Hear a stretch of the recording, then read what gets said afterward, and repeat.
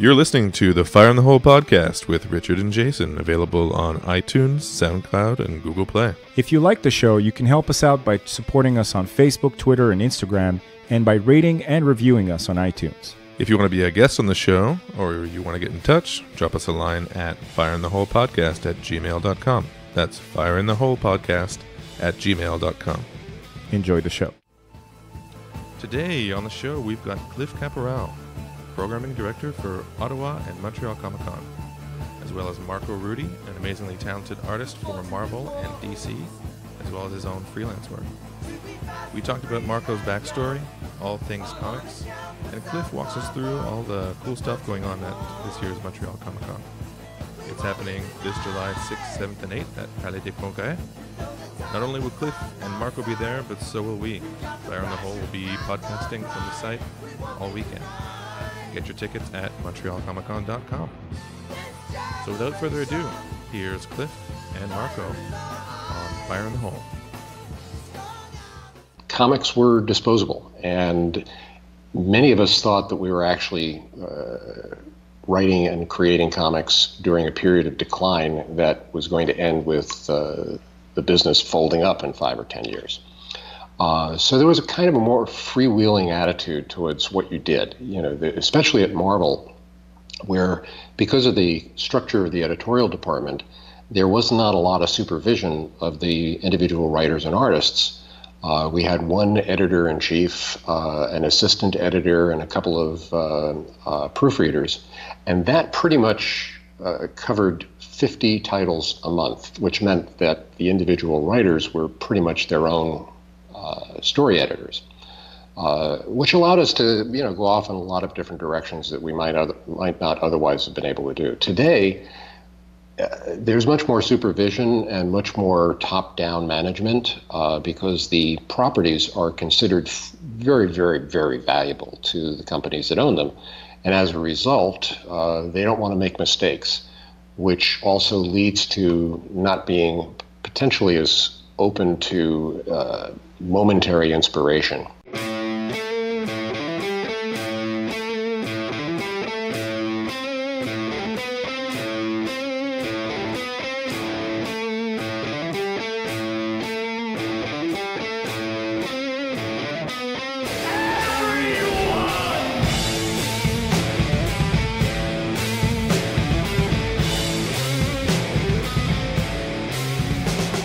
Well, I'd like to welcome you both to Fire in the Hole. Thanks. We're having us here. We're apologizing ahead of time we're a bit rusty, as we've both been away on assignment, as they used to say, for a while. So we're knocking off the rust too. I don't know how acquainted you are with podcasts, Marco. I've done a few. Yeah, and I listened to a few, of course. Okay, I guess that's one place maybe a good place to start. What kind of podcasts do you like to listen to? Most of the time it's Radiolab, and there used to be a set of gaming podcasts I used to follow. There's one called Epic Battle Cry that ended a few years back, and I still listen to it today just for fun because it was just very, very funny. Okay, so it was comedy, gaming? Yeah, kind of like that, yeah. Lots and lots of terrible puns, and I was learning them puns for that, so that's cool. Okay, you're a pun guy. I like a few. You like puns, yeah. Yeah, that's cool, man. I mean, podcasts are really strange. Like, they came back maybe about 5 years ago, really hardcore. Yeah. And then suddenly there was podcasts everywhere, and then there was a feeling, like with Marvel movies, that there was going to be, everyone... It's always like the Rock is Dead thing with any format. It's like, oh, it's fatigued. Everyone wants to see, it's fatigued. And then now audio is, again, huge. And every startup company is, like, dying for audio content. I hate that term, fatigue of something. And you're fatigued of that term. Yeah, I am fatigued of that Some term. would say. I don't know. I feel it's one of those terms that's overused and whatever, like, Star Wars fatigue, superhero film fatigue. It's like, listen, man, you make a good product, people will continue buying it and listening to it. It doesn't matter, Why did Westerns die? Because there were so many bad Westerns that came out. Just oversaturated the market with, And I think maybe that doesn't apply to Marvel films if we're talking about that for a second, because they're getting better. Well, no one... Oh, hello. Okay, good. We'll get back to this in a second. But there aren't like a dozen shitty or 24 shitty companies pumping out the stuff. Marvel's still king of this this format. DC's like trying really hard or not trying hard enough, depending on how you look at it, in the cinematic world. But there's always been that guy who's like, this is kind of over. Like everybody wants to be the ones to declare something dead or fatigued. So. Everybody wants to be the hipster. Right. Of like, that time, even before it was a name. Exactly. Oh, are you still into Time? Yeah. I'm not into Time anymore. It's like, oh my God, why are you still listening to Duran Duran? Listen to Aha. You still listen to music? You're still doing that? Exactly. That's adorable. Exactly. Wait, what do you do with music? I just pressed it against my chest and I feel it through the vibrations. Everyone's doing it. So, Marco, would you call yourself an artist or an illustrator? Do you have a preferred nomenclature? An artist is fine. Yeah? Yeah. I've always fled that term, even though I've done art in some way or another for my whole life. But so you don't have any problem with it? You don't fear it? Not necessarily. No. No, I feel it's misused a lot. That's why I wanted to actually stray away from specifically Illustrator. Okay. To do a broader approach to what it is that I do in comics. So I like the term artist better than just illustrator. Right? Well, and I'm not diminishing illustrators. It's just the thing that I like. You feel that it's a term that is limited in terms of in terms of what you do? Yeah. Okay. Yeah. I mean, I would like to achieve. I mean, the people that I look up, David Mack, Bill Sienkiewicz, I wouldn't call them just illustrators. So I would like to get to that level. Okay. Yeah. So they're like disciplinary artists, or pretty much, yes. Okay. Yeah, they pretty much do everything involving visual arts. Okay. So, yeah. Which is kind of your thing. Which I would like to get to at some point. Yeah, I mean, he's already amazing. I'm sorry. Like, I know you're being. Well, of course, you're the artist, you're the creator, and you're going to be criticizing yourself, and rightly so. I mean, that's how you get better. But honestly, guys, this guy is. Well, that was my next question: is how do you know Marco, and what's the Marco? I mean, I've seen his art before I met him. I've seen his art through a lot of the DC stuff that he first started working on. I didn't see your early stuff. Yeah. And then we invited him to the shows. And back in 2011? 2012 was the first one, and I attended every show ever since. We're talking about Comic-Con now. Yeah. Yes. Yes. And since then, I mean, we've become friends and friendly with each other. And this year he made our poster. He made our an homage to the. All-Star Superman? Yeah. Who drew the original? Frank Whiteley. Frank Whiteley. So I don't know if you remember the Frank Whiteley main image. It's Superman sitting on a cloud looking down on Metropolis. Okay. He's looking back, actually. I remember. He's looking back? Okay. to the camera. It's true, yeah. I actually remember that, and I thought I had the wrong one, but that's the one. Okay. Yeah. Okay, yeah, so it's a pretty epic. Yeah, and I think considering... I mean, I try to make it different enough of course. that you can think that this image just reminds me of something. I mean, he's looking down, the character's looking up, the pose is different. There's differences enough that you can see that you can't think of the cover. But if I tell you that that's an homage to that, you're like, oh, okay, I get it. Yeah. Which I think I like film is more my medium, but like I would say that's how I would like to. If I do homages, if there was an homage anywhere, like that's I feel like a good approach. Because it's not immediately evoking anything, but like if you look at it, you're like, and it teases at your memory, and it like, oh yeah, of course. I feel like then you've done enough of your own, like you've done enough original work there, not just simply recreated something that someone else has done. No, specific to that, and this is just parentheses. Have you seen Chronicle? Chronicle. The movie Chronicle. Oh yeah, from Josh Trank. Yeah. Is it Josh Trank? Okay, but didn't what's his name write it? The guy everybody hates now. Yes, the guy. He's a bit of an idiot. Anyways, I forgot his name now. Lindelof? No. He's pals with Josh Trank. He's got a son of a lift. big producer. Oh, Dude with the lift. I forget his name now. I know who you're talking. The guy with the hair, the colored hair. Yeah, he was at the Red Letter Media show, and he was Right. bad.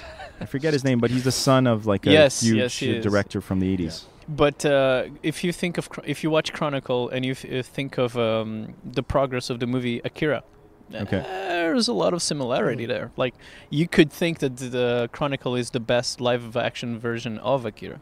That's interesting. I never made that connection. It's the character arcs are very similar. Okay. Yeah. Or Lion King and Hamlet. Well, Would That's you a good one, which too.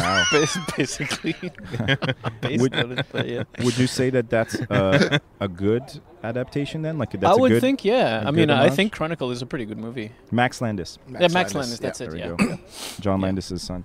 Hey, Okay. even douchebags are allowed writing good films. Oh. Yeah, it's just Oh, a I hate shame. the guy. It's You it's heard just it a here shame first. that Shots fired. he didn't write many good ones though. No. It was just that It's one. just that one.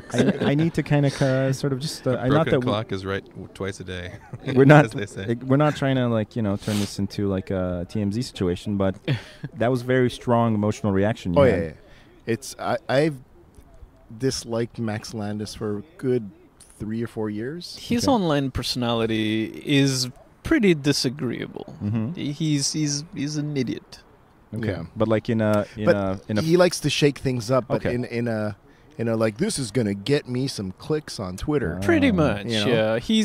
He would like. I mean, he plays the shock jock he game. plays like, Like the a tour. Kanye West kind of stuff. He's Okay. like, oh, this is gonna be awesome. And when people don't like you, don't like me because of this. okay. He's he's a bit of a douche. Yeah, we were talking about this with Richard earlier. How some people have this thing where they profess to be just giving you the hard truth that you need to hear, Yeah. but it's just Yeah. a veil to be a dick to everybody. You know, Who hurt Pretty you? much, yeah. who hurt Who you? hurt you? Who hurt you, Lionel? Show me on the doll. Exactly. Rare. So Yeah. okay, so he's kind of disingenuous in that way. Yeah, Is that there's what- other stuff too. You can look it up, and all. Yeah, Listeners can look it up too. It's stuff that I'm not comfortable talking about. It No. opens Sure. a big bag of things, but allegations and Okay, and so whatnot. there's been some things Yeah, in his past too. Well, be that as it may, which is an expression I'm going to be using a lot today. and I say I digress a lot, by the way. So Oh, Yeah. you're not the only one. Also, clearly, despite, I don't know if these are just Cividze. Cividze is a good one. No one knows what it means other than us. It's the but- podcast drinking game. Take a shot every time. Cividze. Okay, so you met him. You discovered his work first, and then Well, yeah, I discovered. I mean, I'd seen his books and whatnot, and then I discovered him, and I thought, oh my god, he's even cooler than okay. I thought. What was it about his? I mean, because you obviously you're a comic book guy, geek guy through and through. It's his early style. You could tell that he wanted to break free from the typical stuff that you see in comics. You know, there's a lot of standard stuff, and the thing is that you see it at the beginning. And I'm sorry, Marco, I know it's Go for it. to be in front of you and do this, but you could see that he's using a standard format that's familiar to a lot of people, but at the same time, it's already his own style. And then slowly but surely, that style was it Became its own style. it became its own thing, that it was completely, you can recognize his style. And even as he pushes the boundaries of storytelling, because it's not just you make great covers, he paints and whatnot, and he like those one shots that everybody remembers, but it's also the way that he tells the story. He will use the board in ways that that brings the story forward and to a different kind of level. What's his name? I'm trying to compare you to a Japanese film director that Takashi Miike or whatever. That it's like he's just using the tools at hand to kind of like break free. Okay. You feel like he pushes the medium. He definitely pushes the medium. I know that you mentioned your heroes earlier, but like the David Mack and whatnot. There's more, but those obviously are two. they stand out. But I feel that a lot of folks are don't let this go to your head, are going to look back It's too late. and Way too see, oh my God, this guy was the bomb. This guy, look at his work. Look at everything that he's done. I don't have that much of a clout. It's all in time, right? Yeah, it's only when I'm dead. Of course. Yeah. That's cool. I mean, better late than never. Yeah, well, Or is that never? If ever happens, yeah. I'll be dead poor, and it's fine. Yeah. Well, I So- mean, you'll have one guy at least talking about you fondly. Yeah, that's true. Sorry, Richard. You were gonna So catch forgive my ignorance, but Yeah. do you write the stories as well as illustrate Currently, them? I'm doing that. Oh, so you're doing both. I am writing and drawing and painting a personal project. Oh, Yes. awesome. nice. But I hadn't done it before, Okay. so it's a bigger challenge. So you were just telling like the visual story that goes Yeah, along yeah. with the writing. Yeah. Oh, interesting. I was living in Toronto, and there's the studio, the Raid studio in Toronto. I was friends with the guys there.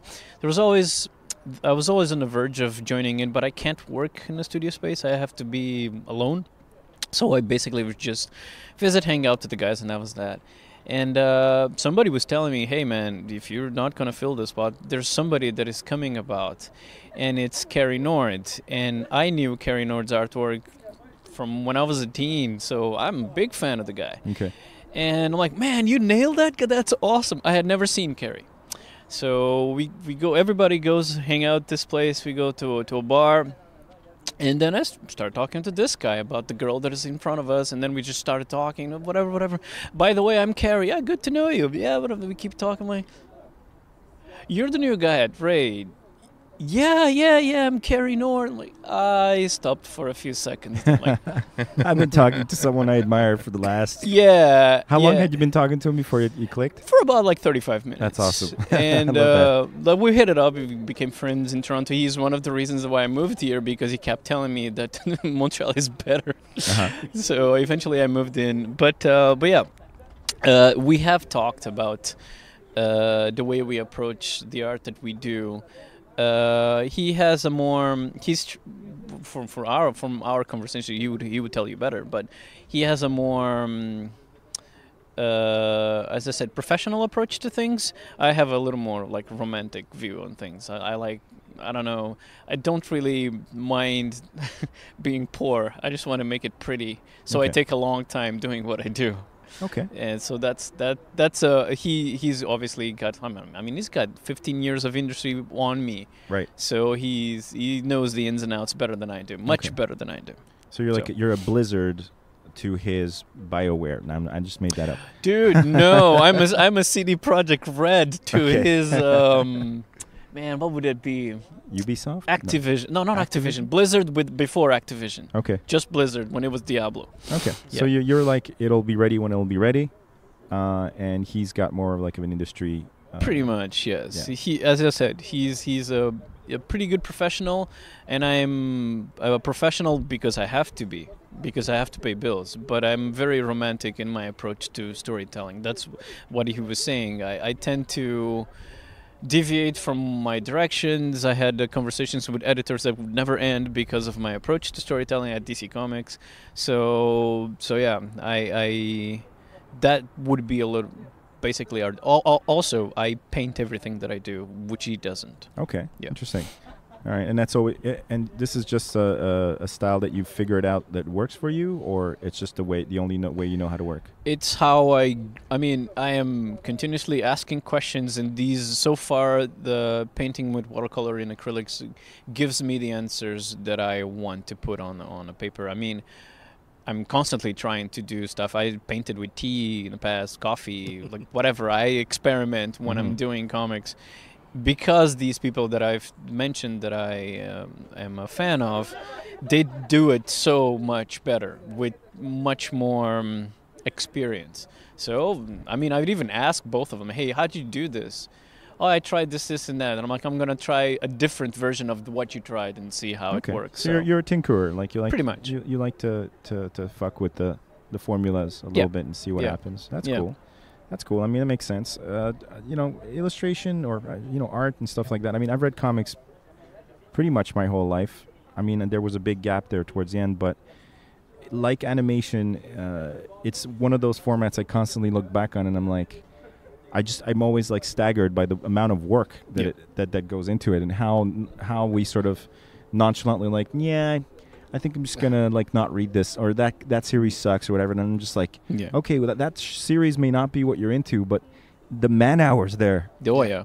That's somebody's soul, like on those like that 4-issue miniseries. That's somebody's like entire existence. To me, anything that comes out, like, you know, no matter what people think of it or whatever, it's a success in itself, because the thing is, a lot of us live in our brains and you know, we say, oh, I want to do this and this and that, but then somebody produces a comic or a short film or a movie or a book or a podcast. Good man.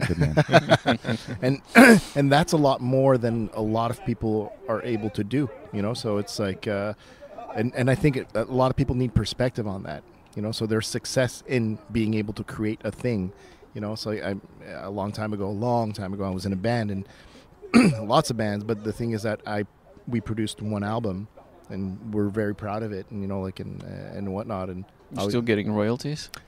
Yeah, right.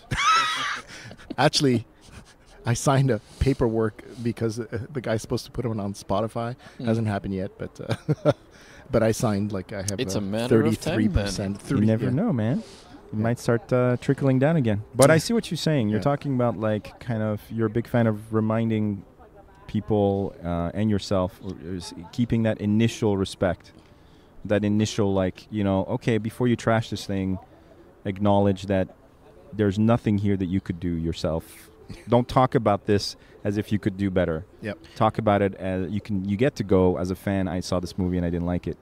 But to be like, oh, the camera work was shoddy and this and that you have trouble with a little bit, because and I think I agree with you to a certain extent. I was going to say I agree to a point. Well, to a point. I mean, you're allowed. People are allowed criticizing and whatnot, but it's when people are like so toss it aside, kind of commentary, dismissive, destructive criticism. There's just no point to it. And with the internet, obviously, it's taken on like behemoth level sort of, like, I guess you started. I don't know how long ago. Have you been? 11 years. 11 years ago? Comics, yeah. Okay, so that's roughly parallel to the advent of the internet. Yeah. But certainly it hadn't, the social media aspect hadn't climbed to such a... No. Do you interact with people? I do. Like, yeah. How do you find that whole world? I think you saw this because I posted it some time ago. There was because of the advent of the internet, I did a miniseries for Spider-Man, and one of the issues, I think it was the first or the second, there was a review where a girl made a video on YouTube where she rips the book and throws it on the air, throws it through the walls and whatnot. And because she was pissed. She hated the story. Like, she absolutely hated it. And when I posted it online, because I post reviews that are positive to the stuff that I do, and sometimes I posted reviews that people didn't like. Just like I post this, I gotta take the good with the bad, and people were dogging on this girl, and I was defending her. I'm like, that's just her opinion. Right. So she contacted me on Facebook, and she's like, "Why are you defending me?" I'm like, "All right. So here's the deal. You're entitled to your opinion, but you can actually tell me what is it that you dislike so much about this book." And basically, she didn't get it. She didn't get what was happening. And I'm like, well, you have to wait till the miniseries is finished so you can, like, the doubts that you're telling me are confirmed. But one thing that she was saying was Peter Parker cannot be drugged. He can't be on drugs. I'm like, on the one hand, human beings can be drugged or be on drugs. Yeah. And two, in the book, he gets drugged. So all the visual paraphernalia that you see there, it's because of that. So eventually we came to an understanding and we agreed to disagree. But it was just like a pretty extrapolated example of interaction on the internet, which happens quite a lot. Like, you put something up and people flat out tell you, I hated it. You suck. You're the worst person in the world. Yeah. Or they're like, you know what? It's not as good as, or you're not as good as. And I'm like, okay, we're into comparisons now. That's a good one. Yeah, that's a common one. I know people are different and whatnot, but I could never understand some. I'm already thinking outside myself, but I could never understand why people have to go those lengths on the things that they hate. Yeah. Like, I could probably talk for hours about how I hate Michael Bay's second Transformers film. Once again, you're in the right place ones. for that Yeah. sort of thing. You're not the But the only thing is one. that at the same time, why am I going to give him, if I hate it that much, why am I going to give that much energy to it? You know, Yeah. I was angry watching the movie. That was already wasted time, right? Yeah. So, I mean, should I spend more time? But I guess it's how people are addicted to that, or that's where their brains go to, right? When they're... To that point, and I don't even know if I'm trying to make a counterpoint to you. Yeah. It's okay. It's a conversation. Because yesterday, I watched a bit of Man of Steel, and I don't like that movie. And the thing is, I don't like the movie because every time I see it, there are scenes and elements in the movie that I really like. I'm like, you were going in this direction, and why did you choose this? Why you choose that other? So you have seen me comment online how much I dislike that movie. And the thing is, I always go back to the fact that there are elements there, and you could say the same for. Like any of the Transformers. Actually, you can't because they're just not good. No. But Yeah, pretty much apart from the fact that they got, you know, some of the same voice actors to come back. yeah, pretty much. That's Yeah, it. yeah. That's pretty much it. Recently, I again I couldn't even finish it. I tried to rewatch Sucker Punch, Uh-huh. and Sucker Punch has 5 minutes, which is the intro, which probably is the best directing and writing that Zack Snyder has ever done. That intro is brilliant. Yeah. But everything else in the movie is Right. not. I think if I could just like zero in on your point here, because I think I understand what you're saying. You see the potential, and it's exactly. Just, It's worst. It's worse for you, and I think Yeah. for a lot of people to see a product that had merit and then like squandered it, Yes. rather than to see something that's like not even it's a non-starter. Like Yes. you'll hate it, but it's gonna like Yeah. burn itself out pretty quickly. Yeah. Because you could see that behind those movies, like especially like the Sucker Punch, Yeah. you could see that there's a creative mind Yes. behind it. The artistry is enthralling Yeah, to but a it's- point. and it's not like watching the DC Justice League film Oh, well. where you Yeah. feel it's a product and not a Yes. It's The it's a DC creative endeavor. chop job. and to a point, and this is when you mentioned the Marvel movies, to a point I think that the Marvel movies are a bit of a product. They are At this point, they've extremely streamlined it a bit. formulaic. Of course. Well, but to get back to this point of like those moments of Yeah. like, oh my God, that was great, and then like, oh God, the rest of the movie. Like, Yeah. it's like the idea of like somebody will like, how about a bavette with a glass of your favorite wine? Like, yes, and then you throw it over the side of the, you know, you're like, what happened? You're like, well, that's a creative decision we made. You're like, but you cooked it though, and to the perfect, and then the wine was perfect temperature. Why did you do that? It was a creative decision, right? So if I think of a parallel to that is the ill-fated Wolverine movies, Yes. right? And before everyone starts going, oh, but Logan was great. Not you guys, but that's usually what comes out. I remember the opening sequence to the first Wolverine Origins film, Yeah. where it's Zack Snyder-esque, like time leap Yeah. thing with Sabretooth and Wolverine. Yeah. And I don't know how you guys felt about it, but I was on board. I was like, this is the shit. yeah. I was too much of a fanboy at that moment Yeah. because and just specific to that, like I'm a big fan of Weapon X. I think Weapon X is the best movie that Marvel has never made. Mm-hmm. The book. Yeah. It's the best Wolverine story ever told. So Barry Windsor Smith is. Oh yeah. That's So I amazing. obviously went to the movie not hoping to watch Weapon X, but hoping to watch a little bit of a good storytelling. Get a and taste. and just like Yeah. there's just that movie just shits on it. It Yeah, just I'm shits on like, it. in terms of movies, some things don't make sense. Like Yeah. I don't have it fresh on my mind. But in terms of storytelling, some things don't make sense. Yeah. And then there's the fanboy in me because I'm a huge Yeah. Wolverine fan. Okay, I have like maybe 125 Wolverine action figures and Legos and things. And when they just the introduction and they changed the fact, Yeah. because I don't mind they changed the story and elements and whatever, but then it's like, oh, they made him his brother. Right. Yay, you know, Like that's I was pretty much going to it because I was like, you could have at least made him his dad because it's been referenced in the past. Right, that he's older than him. And Yeah, but the whole age thing. because it's another kid, like in the original comic. Yeah. But, you know. But I'm talking about like, okay, sorry. be that as it may, Yeah. you know, Everybody drink. Yeah. be that as it may, everybody. Actually, fire in the hole, Richard. Or wait, I'm supposed to say that when we see we're rusty. I'm supposed to say that when we crack it open, not when I ask when. It's while you're sitting, I think, is what I say now. So quickly, this is speaking of beer, yes. Cheers, guys. did you know that Comic Con's gonna have beer? Oh yeah. Was specific to the Comic Con? Yes. All right. Comic Con beer? Yes, we are. We made a partnership with Jus du Ciel. That's great. And That's a great beer. They brewed a batch for us. They're brewing it now. I tasted it. Yeah. Non-carbonated, which is kind of weird. It's going to be an IPA session. It's going to be called, I can't remember the exact name, Baron von Maziak. That's pretty cool. Because Well, Maziak is it's maize, or the what do you call what's beer made of? I forget. Hops.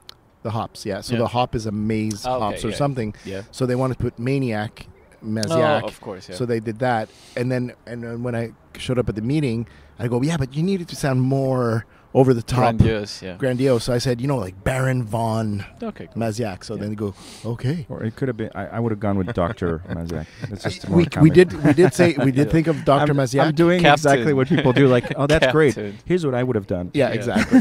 And not respecting That the sounds fact like that everybody when we announce a guest Comic-Con. right. Yeah. Oh, why'd you book this person? You should have booked this person. Yeah, what about like Roger Momoa? Who? He has a cousin nobody knows about. That would have been way better. Roger Momoa. Okay, I'll He tell you still what. listens to his iPod. I'll write that down. Okay, let's find Roger Momoa wherever he is. He drives a bus. Okay, let's invite him. So yeah, I think what the point I was trying to make is that I'm a big believer in you can fuck with like source material. Yeah. When you adapt. Yeah, of course. But it better be for, like, if somebody borrows your favorite hat, you're like, this better be your fucking wedding, or you met the girl of your dreams, and this hat completed your outfit, and you needed it, and now I'm okay with you taking that hat. Yeah. That one hat I told you not to fucking touch, right? So if you're going to make Sabretooth Wolverine's clone, or whatever the fuck you want to do with it, I'll give you a couple of minutes before my comic book nerd outrage comes. But tell me why this creative decision was made, right? Yeah. And so for me, that opening scene, and I don't know if you remember this, Richard, but like very quickly, they just show Wolverine and Sabretooth fighting wars. Different wars, yeah. Since Is that like the one the that Civil said the War. bone claws? Yes. Yeah. It's before the Civil War, and then there's the Civil War, and there's like World War. There's, Korea, Nam, whatever, and they're just like shifting. It's one Right. fight, but they're shifting through. And like that to me, as a like, if I'm like, that's to me like, okay, I like what you're doing here, and then it completely goes in another direction. Yeah. Mm. I also hated Man of Steel. In fact, we both did. We still do. Yeah. Loathe it, actually. Yeah. It's just not good. And we're probably not half the comic book like scholars that you guys But are. if I call it Cyrano, like just and it's like about this guy called a superhero called Cyrano, it's good. Cyrano? Who's Cyrano? Well, I don't know. It's not Superman. That's Oh for yeah, sure. Mr. Dude. Mr. Dude. It's whatever. Roger Momoa. Roger Momoa. Ty Templeton, he does those Buntoon strip. He did one for the movie where he basically said, if this was a movie about an alien that came about to Earth, it would still not be a good movie, but at least it's more plausible. Right. Because for whatever this scene is in the trailer. There's a scene in the movie that kills it for a Superman movie, where Clark Kent saves a bunch of kids when he was a kid because the bus. the bus was about to drown. Whatever, he saves it and he gets spotted by one of the kids. Yeah, and he says to Pa Kent, "What was I supposed to do? Let him die? Maybe." Yeah, and that's where you felt I'm like, that's it. So you're trying to tell Hope? Yeah. What? The emotional center is gone. Absolutely Damn gone. you, Kevin Destroyed. Costner. I mean, you can make the movie as dark as you want, but if you want to tell a story of this character that is inspirational, that's a movie that you tell that for Frank Castle. Yeah. You tell that for Logan. I would even accept that kind of rhetoric from Zod, right? Yes. Or not Zod, but from Jor-El, let's say. Yes. If you want to go with the darker Jor-El, that's like, Yeah. listen, Exactly. you're going to be more powerful than everyone. Because so he's not human, he doesn't really care. Yeah, he's like, I sent you there, protect them, but like you don't go overboard. Yeah. You don't owe him anything. You could maybe push it to that, but not Pa can't. The on the It's supposed other to be hand, Uncle Ben, right? exactly. On the other hand, that is the one that I least dislike. Because the other two are ridiculous. I laughed out loud on Batman the versus Justice Superman. League Justice League movie because it was stupid. Yeah, Never mind. Batman vs Superman was Superman. really bad. It was all very bad. And Why you did know- you say that name? Martha? Come on, man. But dudes, Wonder Woman looked great in it. Who? It did. She did. She was the best part. She is the best part. I mean, Batman Arkham Asylum was the best part in that movie. Seriously. They've definitely played the brought video my- games. I brought my wife to that movie, 100%. and Yeah. she was so mad at me. She was like, "Why did you take me to this? It's like I can never get that time back. Why?" You failed twice. It's like, Well, for us, the hilarity began with, at least for me, because I'd listened to podcasts and stuff, and when Batman vs Superman was announced, and then I saw it, and I remembered an old podcast, I think on the Nerdist, with David S. Goyer, years before that, and he had been asked about Batman vs Superman ever being adapted, and he literally laughed and said, like, if we do that, like, we're out of ideas. Yeah. Right? And I could just hear the echo of that.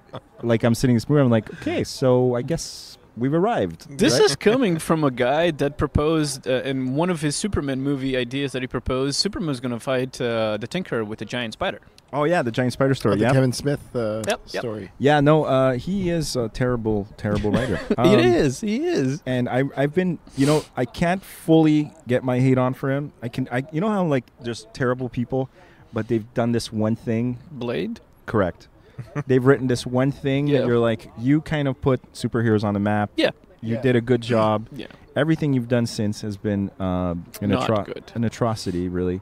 And you've just been progressively getting rewarded for every time. The worse you get, the more rewards you get. Like Zack Snyder. A little bit. Yeah. Yeah. Well, I Yeah. mean, the 300 was fantastic. 300 is pretty good. Dawn of the Dead. Oh my God, Very that good. was Very great. good. Yeah. Very Yeah. good. As long as he doesn't write the script, That's pretty much we're it. good. Is that Yeah. where his well, weakness is? yes, I think his. Yeah. If he takes another story and adapts it, like Watchmen, or that one's arguable. Like 300 was I- essentially I- a storyboard, It's right? a Frank Miller story, and it's already made. It's for like you. kind of all there. Yeah. I don't mind Watchmen, and I enjoyed Watchmen very much. I've said it many times that for the times that we live now or nowadays, the solution that whomever wrote the Watchmen movie, final solution for Ozymandias' plan, it's much more plausible than a giant squid. It made sense in that medium, in the film medium. The squid made sense in the comic book. For For the the 80s, times that they Right, were, it exactly. made sense. So And I think- it makes perfect. I liked it. The parallel comment I'd like to make to something you said earlier about how, like, or I said also how, like, if you're going to make a fundamental change to the source material, it better be fucking good. Yeah. Mhm. Like, if you're going to take one of the Norse gods in Marvel and make him black, it better be Idris Elba. Yeah. Like, it better be, you know what I mean? Yeah. If you're going to make him Asian, it better be Donnie Yen. I don't know who you choose, Jackie Chan. I don't know. But my point is like, with regards to Superman and Batman and all that Zack Snyder's sort of approach, it's like, for Watchmen specifically, I would say the same way. Okay, this is the point I want to make. Is the same way that you would like people to kind of accord an introductory respect to all these works as being like sophisticated and difficult to deliver. I think also but we should think about maybe sometimes the art of adaptation is super difficult. Yes. Very. And there are certain things that simply do not translate. Yep. They don't translate to, radio, to But- TV, and I TV agree. to comic book. I Yeah. agree, but I also think that lots of times it's everything. If they're going to be spending a lot of money on a movie, it's done on a timeline, it's done on a budget, it's done on all these things, and it's a very difficult task to get to that finish line on time and produce that perfect thing. I You mean, sound like a programming director for like, Comic-Con. Just saying. you probably have like crunch time and whatnot, but having worked in the process of making comics, and this is not the same thing as making movies, but I have been involved in situations where, which I think happens a lot in these movies, where editorial decisions or decisions that are above the editorial, they just screw up everything. So you're on a timeline, you have to do what you have to do with professionalism, but at the same time you're being fucked by editorial because they are being fucked by the higher ups because they don't the decisions are not coming. So you have cuts, you have reshoots, you have rewrites. It's out of your hands. Yeah, and then it gets to you. You have 2 days to do whatever it is that you have to do, and it's just no time. And then the marketing team comes along and fucks you over again. And when it comes out, you're the scapegoat because you're the visual. The visual comes from you. So at the end of the day, yes, we bash on Zack Snyder, but we don't know exactly what happened on behind the scenes there. True. Yeah. I think it becomes easier to criticize someone who is at his level because we assume that because he's so big at that point, he's such a big piece of the puzzle that he... I mean, to a certain degree, I think some of the criticism is valid because his fingerprint is there. I mean, so he gets the sign off, right? Like it doesn't get to the screen. There are creators out there in every medium and whatnot that they're such a strong personality. They're not just a talent, right? But they get the buy-in of everybody involved, like the editorials or whatever. It's like the editorial's going to come down and say, "Do this way," and whatever. But like some creators, they can't. Like I would cave. Somebody comes to me like that, and I'm just like, oh, I'd be angry and cave into whatever's thing. But some people have strong personalities, and they can go, you know what? Why don't we try this? And they're charming and all these other you know how to placate these people. I managed to charm my way into doing the stuff that I did later at DC and at Marvel, which is good, but it's not very common. It is, and there are those that, regardless of their star status or not, the editor comes about and tells them, all right, you need to do this. And I'm like, no, I'm not going to do that. And for some reason, they still manage to do things their way. I don't know how. Like even after you stood your ground, they still get their way, is what you're saying? Like the creator. The creator, okay. Yeah, I have seen that happen. It's not very common, but it does happen. And you're like, how did you manage to do that? Because most of the time, they don't step down. You're the one that has to step down. Yeah, I think it probably comes down to something really animalistic and like mammal sort of domination thing. Flight and fear. Even though you might not. You didn't get your way necessarily because you like intimidated the other person, but they looked in your eye, you looked in their eye, and they went like, okay, you know what? You just go in the direction you feel is best, and you're like, that's what I'm gonna do. And some people can do that. Other people, when they do it, it's incredibly disruptive, and everyone turns on them. Yeah, it's all human psychology and dynamics, right? I mean, you hear stories of editors saying that such and such creator called them, shouting at them, and they cave. The editors cave. When most of the time it's the editorial telling, "Hey, man, deadlines, and like you have to do this, and you have to do it." So and then so there's even people who are famous for that dynamic, like Werner Herzog, a very famous documentary director. Who's kind of a very even, calm, ultra-cerebral, kind of goes on and on and on and on, philosophy, intellectual stuff kind of guy, and incredibly meticulous. Like, he's gotten better in old age, like he can crank them out now, but when he was younger, like, and you maybe relate to this, it took him forever to get his films out, and they went over budget, and people died on the set, and whatever, because he wanted to get this thing that, like, very few people could see. Yeah. And that's pretty much what I do. he had this relationship with one of his go-to actors. Yeah. Like his DiCaprio was Klaus Kinski, a super volatile German actor, like a notorious guy who, like, if he came into any project, you'd already like put a budget aside for broken tables and lawsuits, right? But he's of course a brilliant actor, and the two of them produced a series of films, but to go after a certain point, like to go to work on that set with those guys, you knew what you were in for. Yeah, there was going to be gun violence, threatening. There was going to be stabbing, and at the end of the day, maybe you're going to get a film out of it.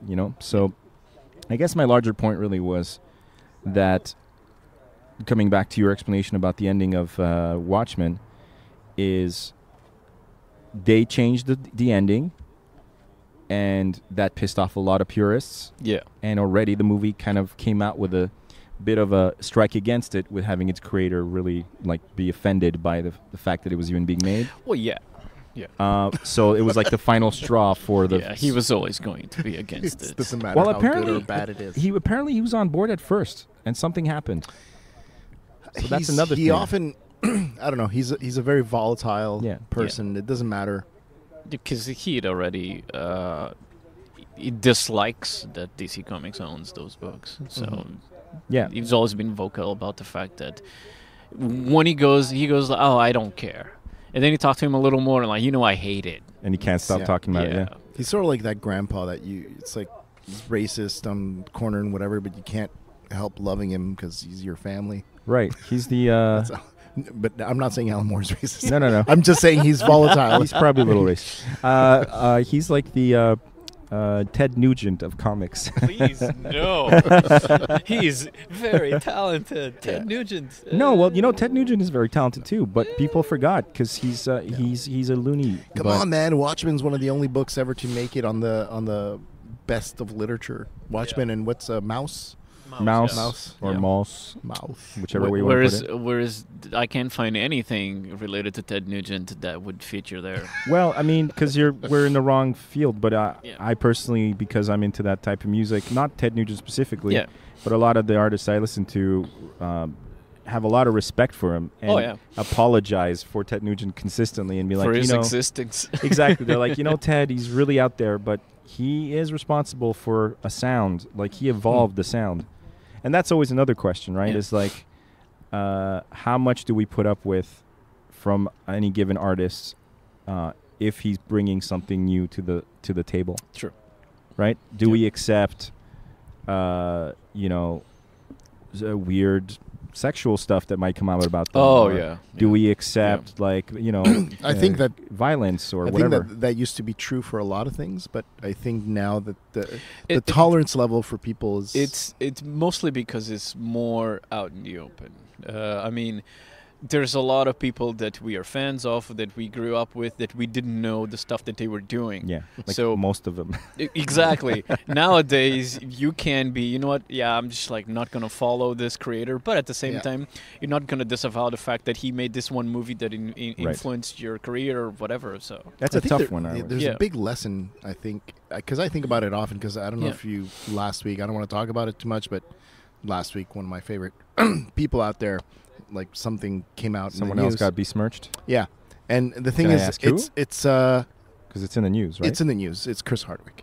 Chris Hardwick. Oh, I didn't even know this person, but it's been a lot. Yeah. Yeah. So the quickly, thing is that just what's the allegation? The allegation is that his ex girlfriend said that he was a very belligerent to her and Psychologically abusive. psychologically abusive and very demanding and all these things. So she details all these things and then says that he sexually assaulted her. Now he came a day later and denied these things. And my point is that because I don't want to take a side or anything like that, just because it's just kind of shitty right now. It's a hard one for you because you're a fan. Yeah, because I've been listening to him for years now. Like regularly in my car when I go to places, and I always found that he had a touch of humanity that was missing in the world, and he's sensitive, he's this and That's whatever. like Louis C.K. kind of Yeah, thing. like Louis C.K. the same thing. But where I think, like for me, because Louis C.K. I held him in a certain level of respect, but Chris Hardwick, I would come home and tell my wife, "Hey man, you should listen to what Chris's conversation was today. It was so." So you were a promoter of his work. I was basically a promoter of his work, and then brand champion.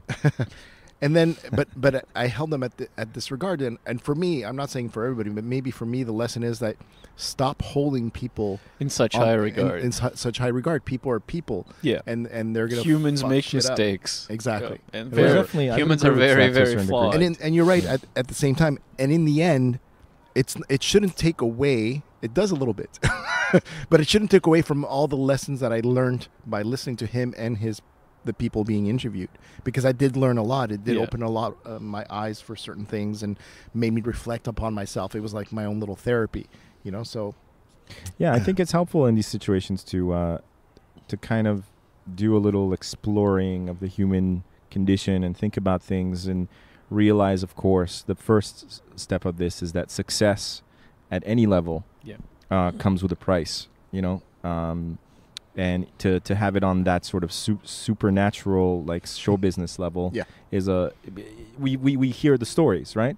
And unfortunately, the same way as boardrooms, VPs and things like that those places are populated by a lot of sociopaths and a lot of really like hardcore, not super touchy-feely people, right?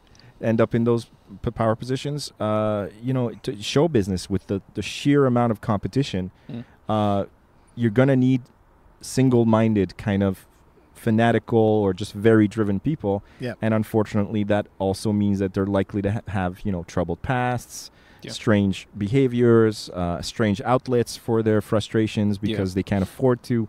They don't have anyone to talk to. They might have a drug problem, et cetera, et cetera, et cetera. So you have to take a look at that. But then eventually you still, I feel, need to address, you know, I don't know, Richard, what your take is on this. Like, you like someone, an artist, I'm sure there's minimum one that you admired who's been struck down. I think Louis C.K. is a pretty good example. He might be a good example? Yeah. Okay. To what extent, where do you get off the bandwagon, or where do you get off the train with admiring someone that has changed your life or that has shown you art? Where do you get off? No, I'm sorry. Or do you? Right. In a potted plant. No. Topical. Yeah. Tropical? I don't know. It's a tough question. I think I try to separate the work from the individual as much as I can, but it does take a little bit away from it. I you know, like you can't really deny that. Like if you watch CK special that you know and love again, has it been diminished? Well, I'm just not going to. Yeah, that's. Okay. So you're full on. You're boycotting him at this point. I'm not intentionally boycotting him, but it's just like I'm way less likely to go in. I mean, you can't watch like a sketch where he's talking about women or anything, or like when he does a lot of sketches where he's masturbating. I mean, he it's like just before it's a bit tainted. Just before the stuff exploded, he was doing these videos with his little girl, like educating and whatnot, and after all the stuff comes out, you're like, man, right? You can't even think of that. Yeah, it's like no matter what, you want to give people benefit of the doubt on all these other things, but at the same time, it's in your head. Yep. Yeah. You know, it's like I had like 5 downloads of not Nerdist but ID10T, and I was gonna play them in my car, and I switched to something else. Yep. Just because it's too fresh and whatnot. I'm not there yet, you know. But I mean, are there degrees of like I'm not talking about acceptable crimes, but are there degrees? Because it seems like with the hysteria online, we tend to just kind of lump everybody. Like the guy that touched a boob, you know, is on the same level as the guy that's been like. Well, I think to me, forcing women to have sex with them for 20 years. Sexual assault is. To me, that's a huge line. You know, the thing is that if you told me that, he was demanding and high strung and had that I can understand, because at the same time he's a workaholic and all these other things. But then when she says that, even if I have my doubts, it's still a possibility. You're affected. Now. That's 100%. I can get so. That. But he's certainly not deserving of a Harvey Weinstein kind of a slap, is he? Like, is he in that category? No, you're right. There are different categories, because Harvey Weinstein is practically he was unrepentant monster. You know, and there's several allegations and whatnot. This is one person's account, and there could be more. We don't know. Yeah. You know, I had to confront this question much earlier than like that. It became sort of socially. The Me Too movement and all this other stuff, and all these guys going down, all these celebrities, George Takei, all these people being like allegations. George Takei was debunked eventually. Yeah, that was debunked, but I'm talking just like the flurry of accusations and stuff like that. Like, I was confronted with this way before, because in film school, obviously we're taught the classics, and the classics means stuff. It's about 100 years old, right? So a lot of that stuff is like going to be Chaplin, and it's going to be early Soviet stuff, and all this other type of filmmaking. And just to take a really obvious example of Chaplin, it is a very well-known fact that Charlie Chaplin not only liked very young women, but he even married one, And I'm talking like 13, 14, right? And that kind of flew in the 1920s, 30s, whatever his time, because... So Woody Allen is kind of following the bootstraps there. Right. So it's some of these things are very contextual, but I had a lot of trouble because Chaplin obviously was one of the first directors and creators that I was really wowed by. And now I'm like, and I think you're right, Richard, because I don't think I've watched any Charles Chaplin movies since, even though I still hold them in very high regard. Stanley Kubrick. Okay. What do you have against Kubrick? Wasn't it Stanley Kubrick that was denied? He's denied entering one of the festivals because he was he harassed somebody back in the day. You mean Polanski? Oh, yes.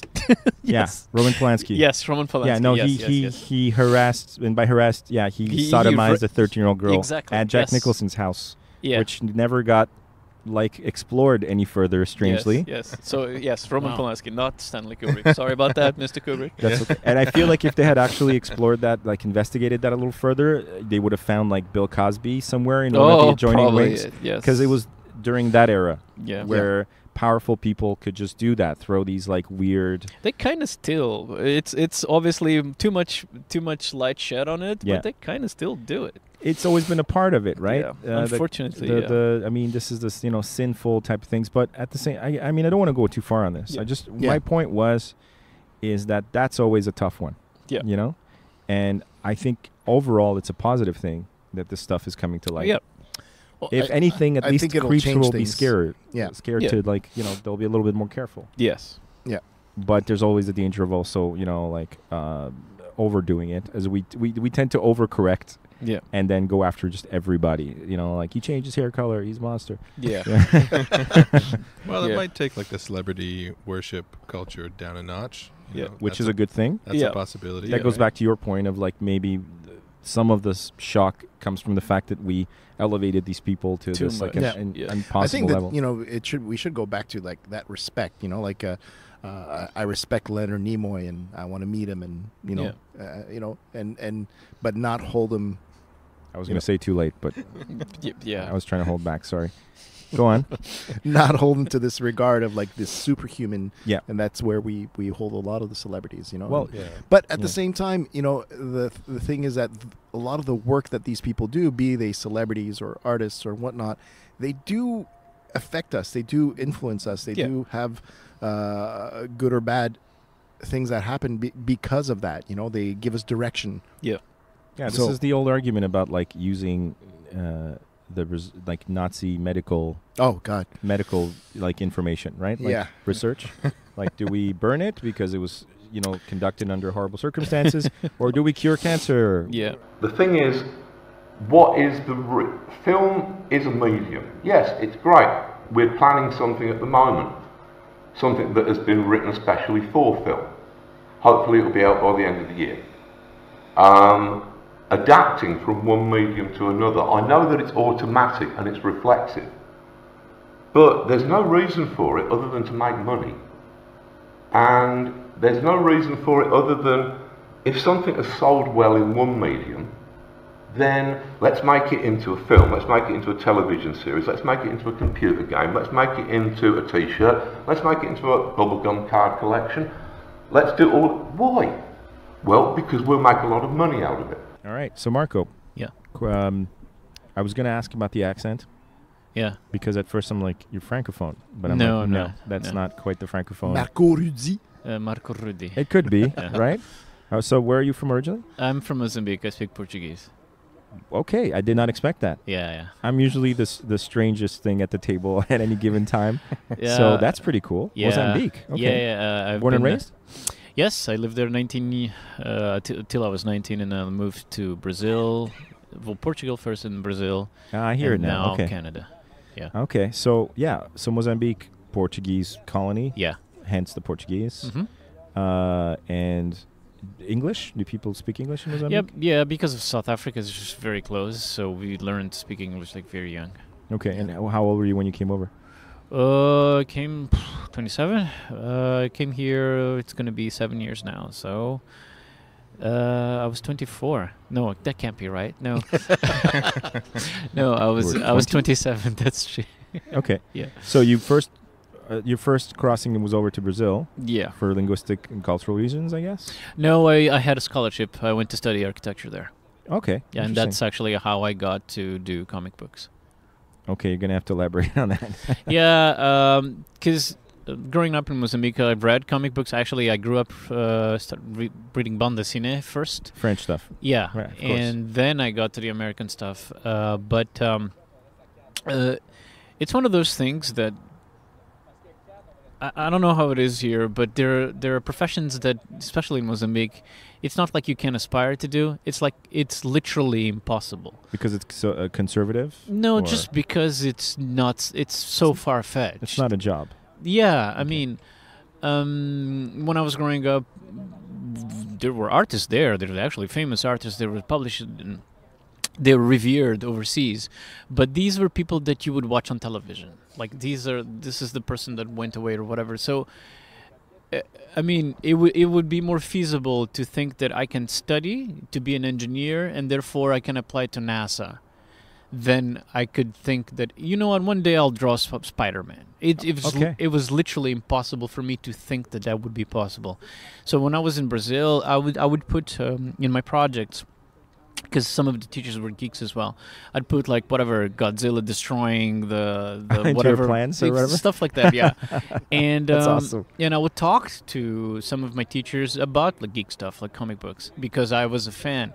And one of my teachers, he kept pushing me. You should try. At that time, I knew of Brazilian creators. But it was still something like, okay, I already live in Brazil, but it would be like these are the Brazilian people that do that. I am not Brazilian, therefore it's just not for me. It would be something that I would think it's for American people. For some reason, it was like you felt like this was not accessible to you. Not at all. Until I did some stuff, I put it up on DeviantArt, and then I got contacted to do like a gig at Image. Oh, wow! Yeah. Okay. It was That's one crazy. It was one of those things like this is amazing. It's a surreal golden ticket moment. Yeah. Okay. I did that. That went well until it fell through. May I ask which? Because I was still heavy in when the Image project happened. I did at the time Image. I think they're still divided in the different creative sides, and one of them was Shadowline. Okay. And I did a book called what was it called? After the Cape. Yeah, it was about this would-be hero. The concept was very good. Execution, did not meet the mostly because levels. of editorial. The editorial basically changed the concept like from night to day, from day to night. It was not very good. So originally the concept was about this has-been superhero. He's a drunk, and because of that, like his life is messed up and whatnot, and he would then have to be a criminal to do some stuff. But the idea would be him struggling with addiction, and that never came through, like at all. They turned it into what? They turned it into like superhero guy, kind of like that, but more like superhero guy is not bad guy. He's bad guy that does bad things. Okay. And there was no redeeming quality or gray area to it. Yeah. Okay. And that it was a 3-issue miniseries. I had a problem. This is actually when I told you about Red Bull, because of trying to juggle college stuff with comic book stuff. I mean, architecture is pretty demanding. Right. And so. Sleepless nights and whatnot. I OD'd on caffeine and taurine, Red Bull. Yeah, like it was awful. So I told the people like this is happening, and this is something that happened way before that happened, because I had to travel to Mozambique, and I had malaria. Oh yeah, as one can sometimes. Yeah, They and say they it didn't sometimes. they didn't believe me when I said, so I have malaria. These are the symptoms. This is what's gonna happen, and they're like, yeah, sure, fine. When you get better, you can resume work. They thought you had a flu or something. Yeah, and so I get better. Like, all right, you're 3 weeks late, so you need to overproduce. It was horrible. In any case, they printed out because I didn't do the end of the series. I did 15 pages of the third issue of 22, and they put like on the back cover. They put you notice that the artist here has changed. Here at Shadowline, we don't like unprofessional people. Oh, they threw you under the bus Oh, totally. in the fucking comic. Oh, in the back cover. Wow. So I was like, career gone. But also, what a dick move. Yeah. Wow. So in that time, like, I mean, right after that happened, obviously, there was no job you were offers knocking on. devastated. Oh, Yeah. yeah. But They made you look like you copped out instead of you were deathly sick. and it was not the first time this has happened. This has happened with a very big company as well. Okay. We So- shall remain nameless. Oh no! Well, yeah. Okay. I mean, I have been vocal about it, but yeah, that's fine. Okay. Yeah, So it's once fine now. again, incredible circumstances Yeah. forced you to not be able to To- deliver, Yeah, and they kind of made it look like you were lazy. pretty much. Yeah. Okay. And I mean, I think around 7-8 months after that, I met artist Rafael Albuquerque. He's a pretty big artist now, and he took me under his fold to his studio. I thought that was okay. This is the answer. I'm from the studio. I'm gonna get all the gigs. That was also not happening. Okay. It took This- a while. You were in Brazil at this time. This is still in Yeah. Brazil, yeah. Until eventually, I through I think the one convention that I did there, I met an editor at DC Comics and an agent, which was pretty pals with that editor. So they got me the Final Crisis, which was the DC Comics event at the time. Kind of a big deal. Oh yeah, it was. You're gone through the door now. You have this many days to deliver this stuff that these other artists can't because they're slower than you. You have to be fast. Go. And it's a Grant Morrison book, by the way. Oh, okay. So it was pretty intense Wow. to begin, but I mean, it was a good school. That time was a good school, and it was probably I was gonna say it's the highest pay I've gotten, but it isn't because I got better than that. But still, It was the gauntlet, like Yeah. it made you. yeah. So that was, and after that, I got an exclusive at DC Comics, and that's where it all began. And I quit college because of that. Okay. Yeah. Interesting. Don't Wow. quit college, kids, but I did because I was not born for architecture, anyways. Or Yeah, that's usually what happens to somebody who starts out in a traditional profession Yeah. and then gets like an exit point somewhere. yeah, Is that they're like, don't follow my example. It's happened to me. I mean, for me specifically. specifically, it's one of those things. I mean, I can study to be an architect, Right. but if again somebody had told me, or you know what, you can grow up to be an artist and draw comic books and be celebrated for whatever, I would never believe it. Right. Yeah. So when the opportunity showed to me, I'm like, okay, do I continue to study to graduate as an architect to try to find a job as an architect and be successful at 40, or I continue doing this thing that already pays me more that my teachers get paid, and I'm doing something that I had never even dreamed that I could do. Right. Like So- you're doing a science fiction job. Yeah. You're doing a comic book job. I was drawing Superman at the time. I was actually drawing Superboy at the time, so it's like it was a pretty tough thing Yeah. to quit. You have those moments, right? Yeah. Did you want to chime in? No, it sounds like you just like won the lottery at that point. At that point, it I was. mean, yeah. how could you turn that down? Yeah, yeah. But also with it comes probably a whole bunch of anxiety as well, because now you Yes. gotta. Now you're like, okay, well, I've been begging for this opportunity, and now it's here, and now I'm terrified because I need to deliver. Yes. Is something a lot of artists go through as well. Oh yeah. Yes, but for some reason I just got into it until problems started emerging. Then I'm like, this is so. I don't know, like 3-4 years. It was a bit of a honeymoon, because you tell me to do the stuff, I'm like, all right, I'm gonna do it because I think this is awesome, and it doesn't really matter what time constraints I would have. I'll just do it because I could do it. But people get used to that too. The companies get used to that. So when you under delivering on that time, like the knife comes closer to your throat, you're like, oh, so this is how it works. So thank you. Art with like deadlines to me is so insanely incredible. Yeah. You know, it's to me, it's got the same sort of. It's when like you see a rocket, you know, a SpaceX rocket, and you're like, so we built that. When I was in CGIP over here, right, and that's what I wanted to be. I wanted to be an artist, and when I realized that I didn't like people telling me what to do, for drawing and everything like that, I'm like, this is bullshit. This could be a problem. This could be a problem. I can echo that. I don't like people. I don't like.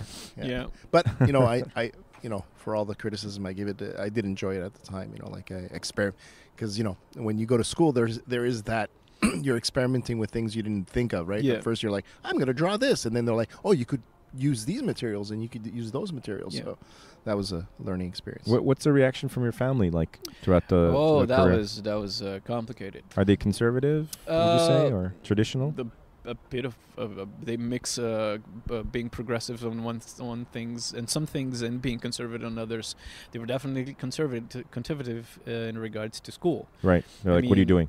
Yeah, I mean, you graduate, then you can try to do these crazy stuff. I think that comes with being a parent. Yeah. I'm as progressive as they come, but I'm like, tell my kids, I'm like, no, you're staying in school. And forever. it's like, I understand, and I even understood when because I had a fallout with my folks, mostly because I was very immature in the way I presented things.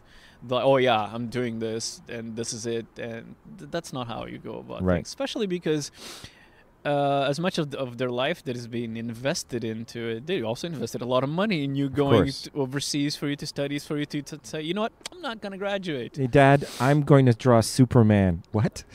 Yeah, but that was for a living. That was the thing. I mean, for as excited as I could be, and I couldn't convey it because one, they're not living it. Two, the concept of comic books. Yeah, you're telling them you're going to go live on the moon. Pretty much. And they're like, so we can get to the moon? For a very long time, I would still get them. So when you're going back to school, nowadays, my folks are pretty proud. They share my stuff. They talk to people. But the people they talk to, they question. I remember once visiting my folks, and we had to go to the bank or whatever, and we see this previous neighbor. And my dad's like, oh, this is my son that I told you about. And she just looks me down. Also, this is oh, yeah, not the tattoos nice. immediately. This like is not nice. the folks don't like this as well. But it was like the person just sized me up. And they're like, oh, it's the guy that quit college. Yeah, I figured that out. I'm like, wow. You got immediately like branded. Dude, and this is not even exclusive to that, mostly because my home country is more conservative. Of course. I met, girl, go on a date with girl, and she's like, oh, you're still doing that child stuff. When are you going to grow up? Of course. Yeah, it's you're just a clown. Because she's I was a lawyer. Bring this up. I was going to bring this up. We had a guest on, Habib, a stand-up comedian, a guy who's now out in Toronto, a very funny guy, and he had the same thing. He's from I think he's Lebanese? Lebanese, yeah. Yeah, so he's from a traditional Lebanese family. Yeah.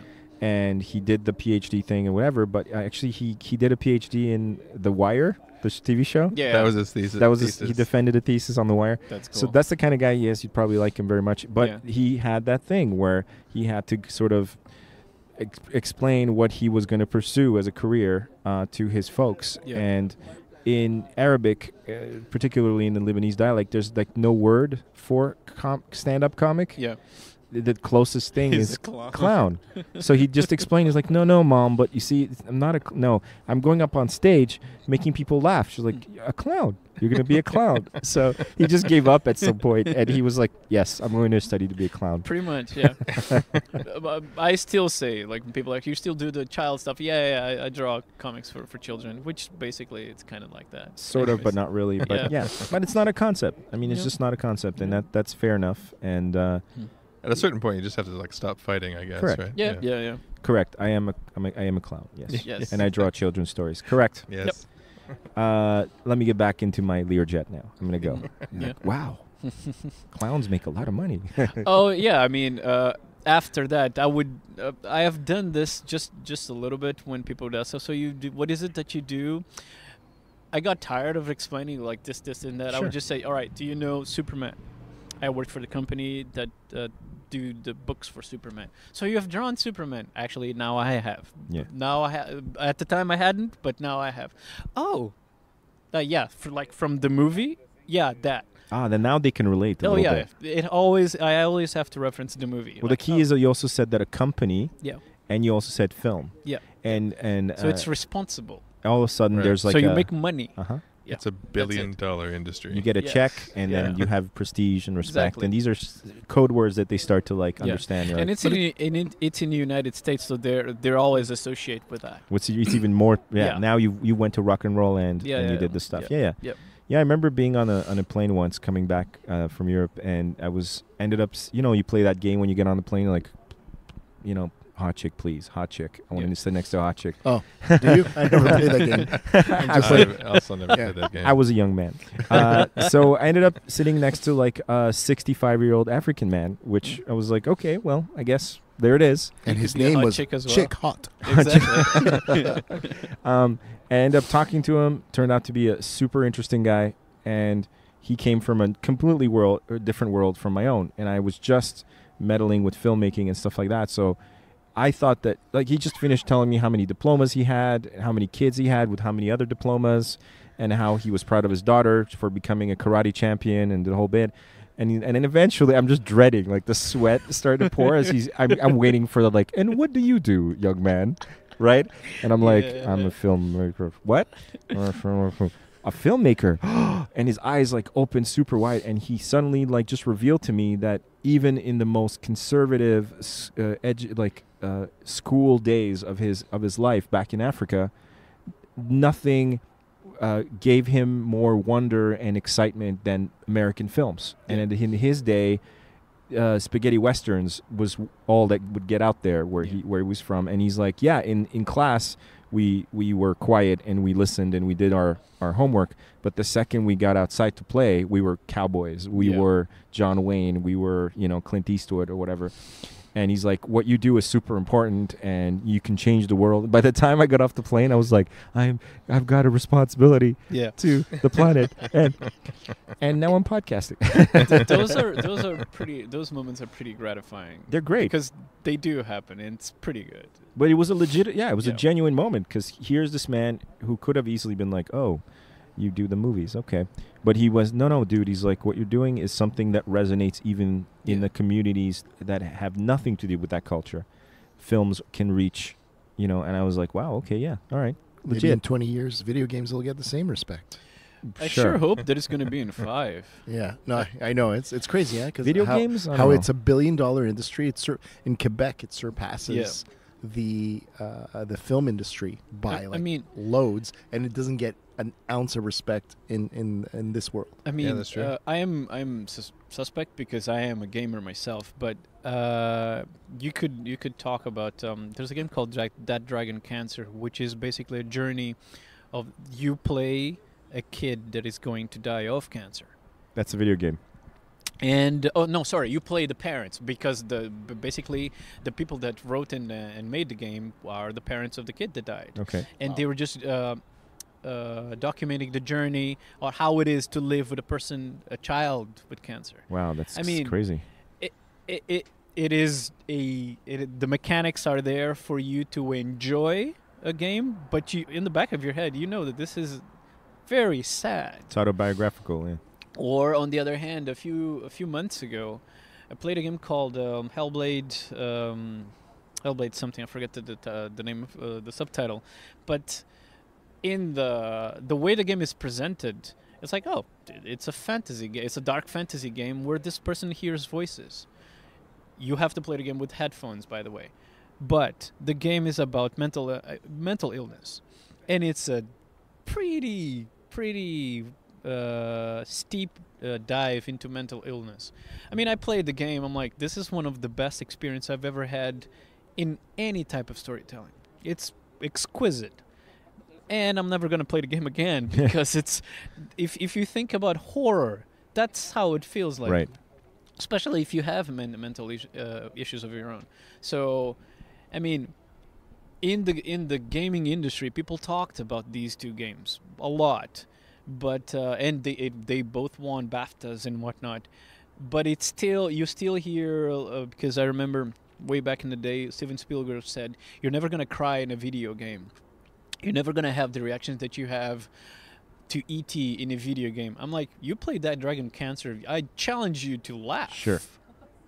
So, but of course, he was there. working with what the context in which he was, right? Exactly. Like, he was thinking of Pong. Like, Pong's not going to make me cry. I think nowadays it's just a matter of time because these things are more and more out there. Yeah. People are more and more talking about it, and the interactivity. I mean, there's more people playing video games than going to the cinema and watching movies.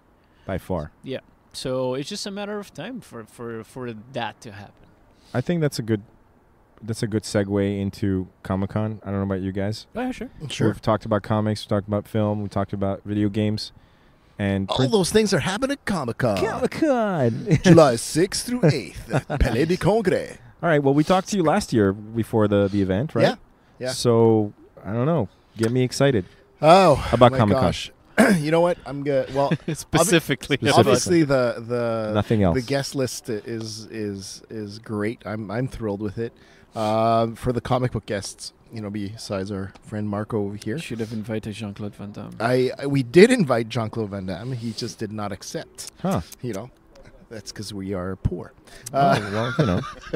Muscles from Brussels. Exactly. But no, we have. I mean, at the same time, we do have Chuck Norris coming, so that's a big deal. That's why I said you should have invited Jean-Claude Van Damme instead. Yeah, I'm kidding. But they can't both fit in the building. But on the break, I was giving you this whole spiel about like how I don't like to approach celebrities, and Jean-Claude Van Damme may be the exception. Maybe I just haven't. I haven't seen the guest or on the guest list that I would turn into a little boy for and like be super excited and please sign my thing. Please sign my thing.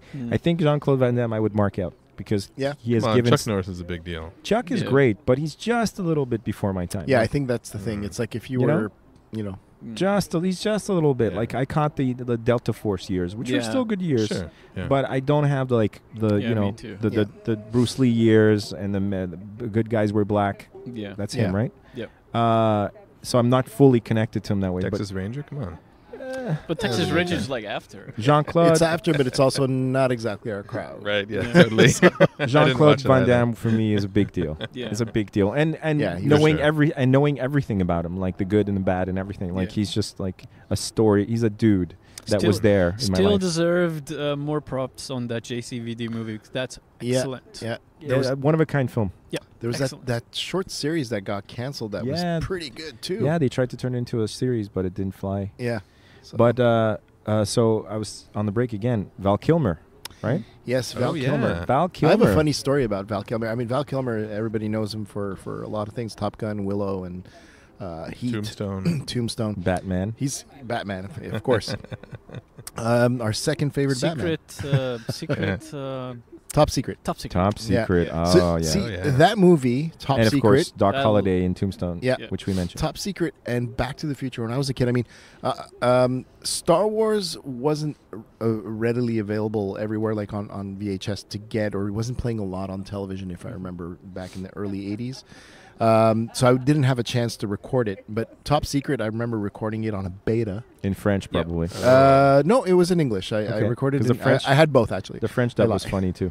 It was actually well made. And Back to the Future. So those movies, we would have, like me and my friends, like, 13, 14-year-olds, just watch it over and over and over again. And my love of Elvis came because from Top Secret, really? Because I was like, oh, who's this guy being? Oh, it's Elvis, and then you start. Look, my hands are typing as if there was internet back in 1980s. You go to that disco place. when you I go don't back know, on your I don't know, BBS. even know how. I guess conversations and Yeah, talking to yeah. people that I The discovered radio. Elvis. Shortwave Yeah. radio. Yeah, Yeah. shortwave. But I mean, then I started buying, like Elvis records. Yeah. Really? Yeah. I was like in the late '80s, early '90s. I was big time into Elvis. I had black hair and the whole slick Wow. and everything. There is records of this. You've posted some of them. Yeah. We don't talk about that anymore. We do now. Yeah. You're on a podcast. Yeah, exactly. God. That's pretty cool, man. So Throwback what's Thursday. what's the funny story? So, I don't know if it's a funny story, but I mean, I'm fascinated by the fact that there's this guy that I idolized when I was a kid, and then we finally, because there's not a lot of them. I mean, it's hard to phase me anymore with so many years of doing this. I actually get more phased with comic book creators. Oh, me too. Than the Like celebrities. if you can get one that you couldn't get before, you get a bigger hype feeling than Yeah. than Roger Momoa coming. Or Exactly. Yeah. I mean, like, I'm impressed in a subjective kind of way with guest lists and whatnot. But if, like, for example, Nick Spencer, that we fought for to get. Wait, Nick to the Spencer show. is coming to the show? He's coming to the show. Okay. Yeah, I'm not nervous. No, you don't like his work? You're not a fan of his work? I love Morning Glories. That was one of the great books that I loved reading What quite is a it? bit. Infinity Vacation? There's a vacation, whatever, that he did with. Names are running away from me now. But there's a book that he did about an Infinity Vacation or something. That's pretty good. Okay. Yeah. Well, Yeah. it's like it's all different writing styles. That's what's great Yep. about comics. It's got a whole wide variety. But we also have Jerry Conway. So here's a good segue. Is that Jerry Conway is the guy who took over Spider-Man Yeah. right after Stan Lee. Yeah. So that's like, what? I cannot emphasize how happy I am that Jerry Conway's coming. Yeah. Oh yeah, Punisher. Of course. He's the creator. Of This course, is one of Punisher. those that you would want to just hang out, talk. Yeah. And he's super cool. Yeah. Yeah, like just judging by what I've seen him do on Twitter and stuff like that, he seems like he's really sharp. Yeah. So we have like one of the precursors of early Spider-Man stories. Punisher killing Gwen Stacy. Like a lot of characters. And now Nick Spencer is going to be. I think it's coming out next month. He's writing Spider-Man. Is that it? Amazing Spider-Man. He's restarting Spider-Man number 1. And Val Kilmer.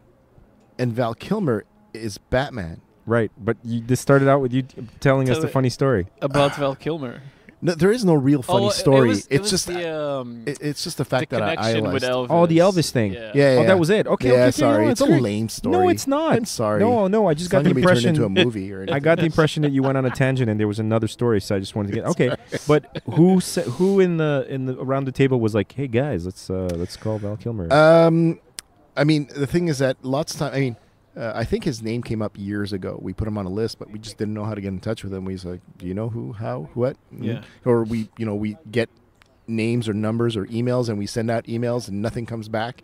Yeah. So it's like, okay, it's dead. There's a lot of dead ends. We literally, artists especially, creators, we sent out hundreds of emails. You tried Sienkiewicz? Who? Bill Sienkiewicz. I think yes. Mark and I have both tried, and he just hasn't replied. Yeah, because I met him at the time that I met him, he was at the Niagara Falls show. So I Really? know that he goes. Yeah. And that was the one moment where I was like, Yeah. I don't know if I'm Felt gonna like talk with this guy. a fanboy or Oh yeah, total Yeah. fanboy. Yeah. I did when I did a series for the Winter Soldier, and one of the pages I did a homage to one of his pages, and I gave him the original, and the guy was like, "Oh, that's so nice." I'm like, "Oh, please don't you go being like that, because come on." yeah, the pressure's this way. Yeah, Not that way. Yeah, so that was pretty sweet. So But you- anyways, continue. Yeah. So you're gonna have the signature beer. I Yes. guess my overarching question was what's different this year. Well, okay. Well, it's the 10th anniversary, so it's 10 years. We technically started before, but it was like we were very much Comic-Con It's like with before. girls when you start dating. You're like, Yeah. all right, let's say March 15th. Yeah. So it's 2009, the first convention where we had a variety of guests, right? So that's where we start counting it.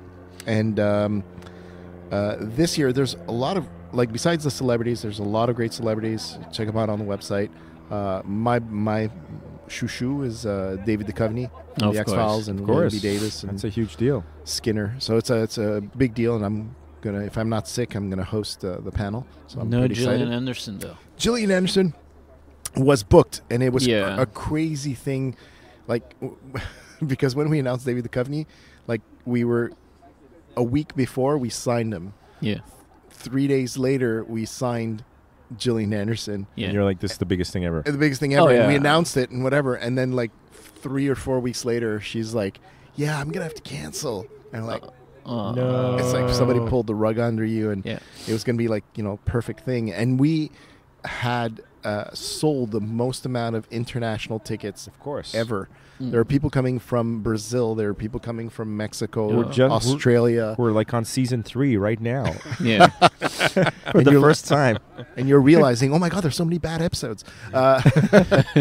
Well, you can. What I've heard from X-File heads that I know is that there's essentially 2 approaches to watching X-Files. You can either do the episodic ones, like the ones that are just like the one-shot deals, or you can just extract all of them and just watch back-to-back the story arc ones, Yeah. Yeah. and take that adventure. What I did If you is do 'cause both, it's frustrating. I did both, but at the same time, I like when I met my wife and she saw that I was a crazy person that loved X Files. I said, "I'm going to introduce you to the X Files," and what I did is I was selective on what we watched. The mythology stayed because there's the arc, but also the good Right. standalone episodes, because there's a couple of bad ones, that you're like, Yeah. it doesn't serve anything. There's no character, and it's not cool. It doesn't have like a scary or something like Yeah. that. So, except that the cool episode that she didn't watch is Home.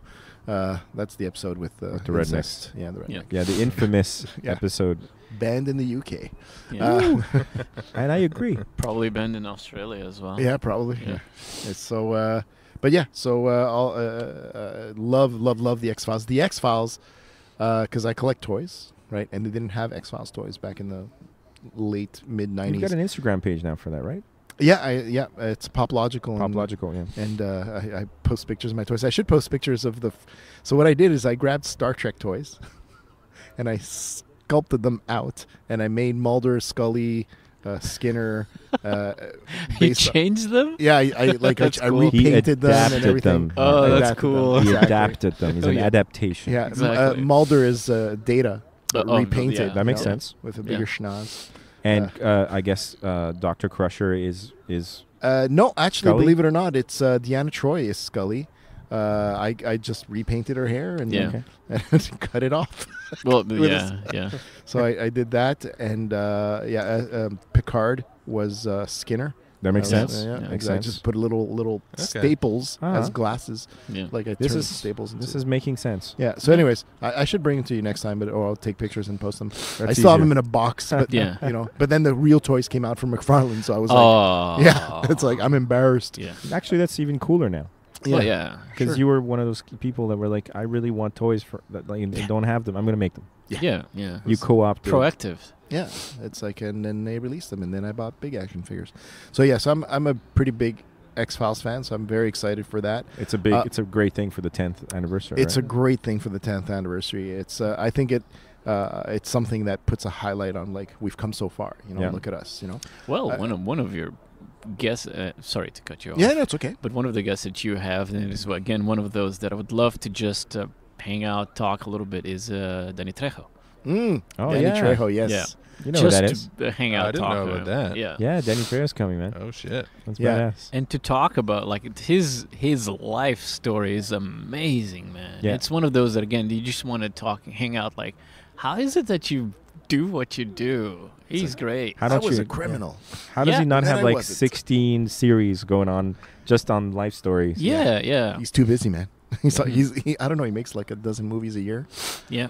It's crazy that he's able to make And it together. hilarious ones too. Yeah. He for me is like he's graduated into that Ice-T kind of. Oh, for me, he's Oh, he's beyond superior. Ice-T. No, but I mean like Yeah. what I mean that is he's like, even though he's past his prime, he's still badass. Oh, yeah, Like, yeah. As, even Okay, I as see an what you're old saying, man, yeah. he's still like not. I would not mess with him. Yeah. Yeah. If I see him down the hallway, and I will, Yeah. walking by me, but See, the But thing they'll is, do silly things though. They'll do see- silly films, but you still it doesn't erode their badassery. See, the thing is, specifically for me, I always thought like this guy is amazing, but then I saw There's a movie called Blood In, Blood Out. Of course. Movie from the 90s. Yeah. I really, really like. Very good film. And I rewatched it a few months back. And there's a picture where they all standing side by side. And I'm like, this guy is not very tall. He's tiny. Yeah. Because I always thought that he was taller. No, there's No no way way. for the camera. He's like Let's face it. right Blood beside them. He's the bigger guy, but he's just the wider one it's because his aura. he's just not very He's a tall. tiny guy, yeah. But Yeah. Blood In, Blood Out, in case you're wondering, is like essentially the Mexican Boys in the Hood. Yeah, it's a great. It's an, movie. but it's a Shakespearean Yeah. it's a very Yeah. good movie. Yeah. Actually, very good movie. Great soundtrack too. Yeah. Visual arts Vatos Locos forever. forever. Yeah. I don't want his apple. I want his life. Exactly. So yeah, there's a lot of great moments in there. Oh, yeah. So Duchovny, Val Kilmer, Chuck Norris. This already sounds like, a good time. Yeah. And then Momoa's coming. Yeah, Roger Momoa. No. You told me you couldn't make get it. Roger. Yeah, you're right. You It's had to Jason. book We his were stuck with just unfortunate, somewhat famous Exactly. brother, Yeah. Jason. Jason, who has had the most biggest fan reaction ever. Of course. It's crazy. I mean, Aquaman. Aquaman and Game of Thrones and Frontier. He's so popular that people who, like me, suspect Aquaman won't be great still would cheer for him Yeah. being Aquaman. Yeah. Because he's that likable. It's true. It's true. He's got so much charisma that he walks onto the scene and you pay attention. Yeah. Stargate Also, Atlantis. he's not short. Sorry? So He was on Stargate Atlantis. Target Atlantis. Yeah. And also, he's just one of those guys, I think, that made the connection with his fans. Yeah. Yep. Like, he's legit connected to his fans. Yes, he is, and he's really a down to that. That's one guy that I wouldn't mind. Like, I'm not fascinated by him or things like that, but it's a guy that out of the guests, I wouldn't feel completely intimidated. David Duchovny, I'd feel completely intimidated because the guy's a scholar. He's got 2 degrees in something, so I feel like I'm stupid. you could just talk to him about Pokemon, man. Yeah, who David Duchovny? Yeah, just like, Really? hey, what are your thoughts on Pokemon? What's Tell your me. take on... I'm just like, what do you think of Lost? So What's your take on So Sasha? yeah, but him like I feel like Jason Momoa could, because he's a big beer fan and I'm a big beer fan. So I think that we could talk for And quite beards. and beards too. Yeah, exactly. Beards So and beer. the guest lineup is pretty rock solid, but there's a lot of other features that are that we wanted to add that are going to make things different. There's this concert that's called Nerdstock. I'm looking forward to that. Yeah, it's a lot of bands. Yes. There's a steampunk band called Jardin Mécanique from Quebec. Uh-huh. They just released a comic book as well. Do you know Jake Zion? No. Is it Jake Zion? Yeah. He drew it. Talk about the reason I want to be there. And I'm going to get to them. Okay. There's opening band is Billy and the Fox, and then you have a Skieur Fluo. It's a punk, neo-punk band. But what's funny about them is they have a song. They sing in French, and they have a song called Costumadière or Costumédien, which is basically means cosplayer in French. Oh. So I never actually heard the French term for that. yeah, it's that's terrible. the okay. It is completely terrible. Yeah. Costumerdier? It's like Costumédien. it's like Costumédien. clavardé. It's like, a made up word that nobody Costumédien. asked the community. Of course, yeah. The- Costume clown. Yeah. Costume clown. We stopped using it. We used to use it on our website, Yeah. and we stopped using it because I mean, people- everybody uses cosplayer anyway. exactly Yeah. cosplayer. Yeah. Man in child costume. And the main band in that is Cybertronic Spree, which There you is go. basically it's Autobots and Decepticons Yeah. and Unicron and Quintesson that they got Yes. together with Spike. They got together so that they can bring peace to the universe through the power of rock. Power of love. which is great. Which is I mean- fantastic. So they sing songs from the documentary film Transformers the movie Yes. From 1986. The documentary film, Yeah, yes. it's a documentary Yeah. film. It really happened. Cinema verité. Yeah, They- exactly. They obviously Classic. have to sing that Does- you have the power. Oh, They- They they- got the touch. That's not Yeah, even. they Sing that. They even sing the Pokemon song. Here's what I love about Speaking- Cybertronic Tronic Spree. Excuse me. I've had beer. Everything. I love everything about them, and they've had the following genius. They could have. I mean, Stan Bush is the man that Yeah. created that landmark album for Yeah. the Transformers. You don't cover Stan Bush and try to mimic it perfectly, because you cannot sing like Stan Bush. Like, the guy is issued from that era of music where you did not even step to the mic unless you could do like a full-on falsetto Yeah. and shred and do the whole thing and the musical arrangements. so they've done the next best thing, which is like a really endearing sort of fan band, but their visual presence looks like super fun, and they were smart enough to get a really talented girl on the band. Yeah, RC. Who can go hit those notes. Oh, RC is amazing. And then there's just a little bit of a little bit of gore in there, a little bit of that sort of. I can't wait to see them. I've been trying for years to bring them to the convention, but budgets and everything. So now we got a good thing with Shank's Events that brought the event to Fofun Electric last year. So it's going to be at Foofs. It was at Foofs last year, but this year it's going to be at the convention center. Word. Oh. So we're bringing it. Yeah. What exactly. time though? At 8 o'clock. Okay, cool. Where are they from? Cybertron? They are from Cybertron. Yes. But I think where were they first spotted? They were spotted first time I spotted them was in Toronto. So okay. So they landed there. They seem to be based out of Toronto in the recent years. That's where the ship crashed. Okay, fair enough. Richard, you laugh, but it's not. It's they stay completely in character. I am not kidding. I tried to ask them because I used to be a musician a long time ago, not really just singer, but I used to try to ask them technical questions and whatever, and they stayed completely in character. That's how and I was like, oh, okay. I like them even more now. And for the insane. first time ever, Richard and I, who end up being usually the two old guys wherever we go, will be able to sing those songs out loud, and it makes sense, right? Yeah. Because half the time when we're like, after all is said and done. Exactly. Yeah. When we're singing that stuff, we just look like two weirdos. Like nobody understands what we're. Why You're a we're, winner. Exactly. And those are some. That's you know what, that album, all the songs in there are great because Stan Bush's sort of like over positive attitude, posy music, at the time was just kind of like generic in the sense that like a lot of people were doing that kind of music. Yeah. Partying, it was the 80s, right? But now when everybody's constantly like dour and grim and Superman sad and everyone's sad, fucking sadness everywhere. Yeah. This is exactly what the world needs is Cybertronic Spree. We need Yeah. these songs about like the powers inside you, dare to believe, nothing's going to stand in my way. Like you need to do all that shit. And I'm Tonight. exactly. This is the perfect time for this band. So very excited about that. We also have a musical. There's a musical theater troupe from Montreal called House of M, and they are bringing in Buffy the Vampire Slayer once more with feeling. You know that musical episode? Okay. So they're bringing it and putting it on stage. They're going to sing. They're going to right on. You know. That's the little scrappy fringe side of Comic-Con that I love, and I hope never ever disappears, because that keeps it, I feel, like a foot in the underground, no matter how successful it gets. I mean, you go to other cities. I'm not gonna compare us to everywhere, Fan Expo, but but at the same time, it's some conventions have become a little generic, right? It's like exactly what to expect. It happens it just happens, and I understand that, and that's fine because it's you kind of need that to be the status quo, and you go, okay, well, I know what to expect when I go here and whatever. But however, one thing that we're in Montreal, right? And we are a little bit different. We've got, besides the language thing, we've got other stuff happening. The respect for art, the respect for theatrics, and the melting pot / carnival thing. Yeah, it's so I feel that the approach is just different. Yeah, the approach is There's very a carnival different. thing here. Yeah, we announced today Burlesque Geek. So that's Carnival on the Friday night thing. Yeah. Where? At the event again. Okay, so basically all of the shows, they're going to be at the event. Yeah. Okay. Yeah. We talked about doing them outside and whatnot, but we felt we were paying the rent. Okay.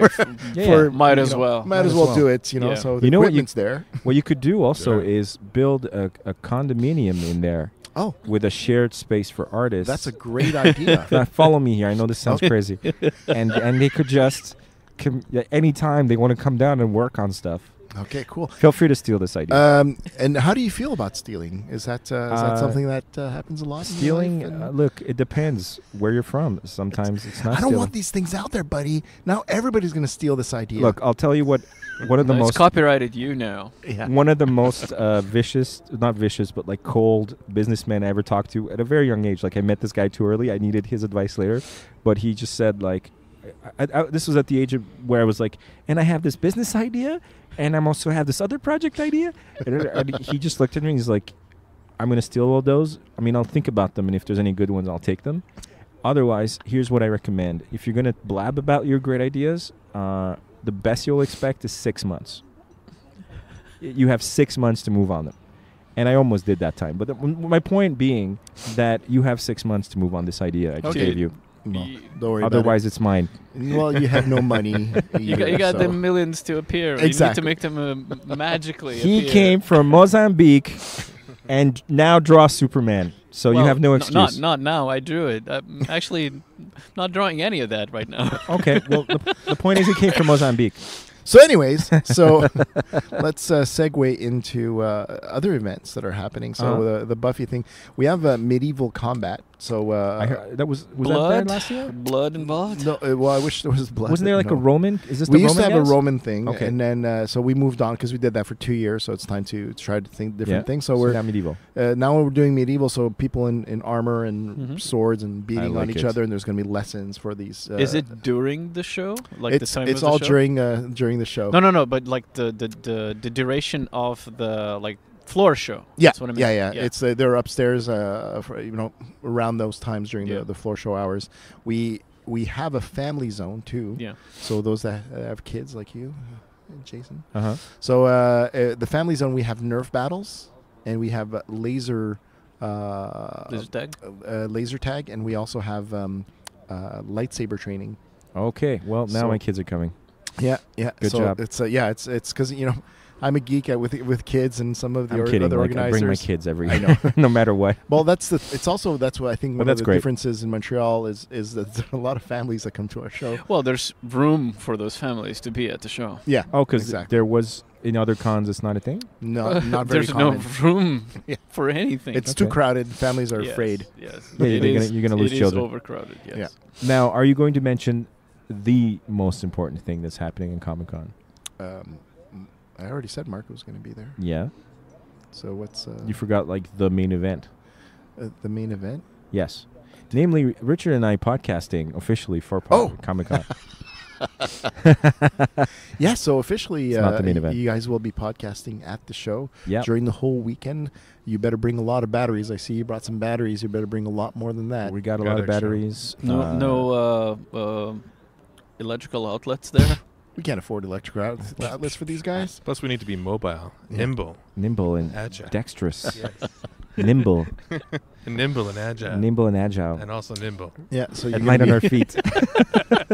And swift.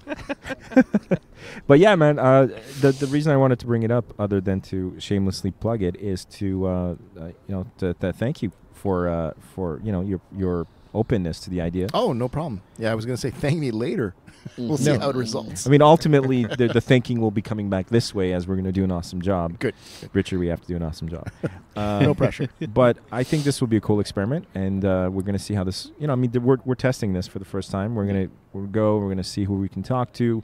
My mission, personally, I don't know how Richard's looking at this, but is to get a pulse of communicate what the Comic-Con experience is in an enjoyable way. So not just report on it, but to get people who might not be able to make it to the event or who had maybe a really good time at it to listen to it and kind of go back, because it's not going to be live. We're going to be recording it and then we'll release it, to be like, okay, this is what's going on over there, you know? And great things happen when you put microphones in people's faces sometimes. Yeah, because it's a hard thing to explain to people. Like, I mean, we live it every day, here and there. But it's like, even trying to sell it, media and whatnot, and say, oh, so it's comic book artists and they're there, and Yeah. yes, that's one thing. Oh, and you got celebrities, and they're selling autographs. Yeah, but that's not all they're doing. But there's also You know, stores. and No, there's it's not- stores No, and- but that's not it. Really. Yeah, it's like it's a It's a the celebration. author. A celebration. It's of, totally that. Yeah, it's a of celebration. geekdom. Do you know Brian Pitto? Yep. He's an author. He wrote Amos Daragon, and so I invited him in 2012. Okay, The one show that I attended first. Yes, Yep. yes. And he came to the show, and he had no idea what he was. When I called him, he's like, I'll give it a try. It sounds like Salon du Livre, like the book like fair. a book expo. What he's used to. And he came to the show and he was like, his mind was blown because first of all, genre in Montreal, in Quebec is not huge. I mean, in most places, but meaning it's not something in books and movies. It's not mainstream, So he went to a place that he didn't know existed, that people are celebrating this. He's like, this is like a party. Yeah. This is amazing. Yeah, All my people are here. He thought he couldn't. Yeah, he didn't know his people got together somewhere. Yeah, exactly. Yeah. So it's like, there was this secret? That's what I want to get. That's what I want to hopefully, I want us to be able to, and the illustrious Dave Michaels will be joining us as well, who's going to be our scholar, our comic book geek scholar. Perhaps maybe some other cool people are going to show up. I'm hoping some surprises. I've talked to a couple of people who are going to be there who might join us and, chime in. But I want to capture that raw, like, happiness that I see at cons, and just people feeling like this is a place where anything goes, a true safe space, right? Yep. Like, as opposed to what, they talk about on TV, on social media. This is an actual place where just people come and like, this is where you get to be weird. Yep. And you get to be off, and you get to be different. And it's not about showboating. It's a little bit about it, but it's not really.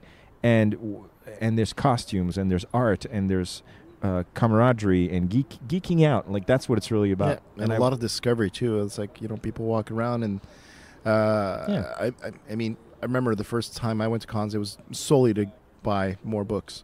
Well, yeah, originally that's what it was about. I right? took a load off my feet one time and walked into a panel. I didn't know that these things existed where people talk freely about theories, ideas, and concepts. You can ask your heroes questions. I'm like, what? Yeah. It's like, this is happening? Awesome. Well, I don't know, Richard, but I'm excited. Yeah, I'm looking forward to it. It's going to be a lot of fun. Last year was my first time at Comic-Con. Ooh. And so now I'm looking forward to going back and, Talking about zombies. Yeah, sure. Richard's our zombie correspondent. Our post-apocalyptic correspondent. Yeah. That's cool, man. There's a panel on zombies. It's called From to Zzz. Oh, really? Zombies. All right. It's All a right. horror panel. We'll be there. We'll definitely check that out.